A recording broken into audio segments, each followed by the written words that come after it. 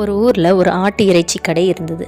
அதோட முதலாளியாக இருந்த ஒருத்தர் தினமும் கடையை மூட போகும்போது ஒரு நபர் வந்து, முதலாளி மூளை இருக்கா அப்படின்னு கேட்பார். அதுக்கு முதலாளியோ மூளை இல்லைன்னு சொன்ன உடனே, என்ன முதலாளி இன்றைக்கும் உங்ககிட்ட மூளை இல்லையா அப்படின்னு கிண்டலாக கேட்டுட்டு போவார்.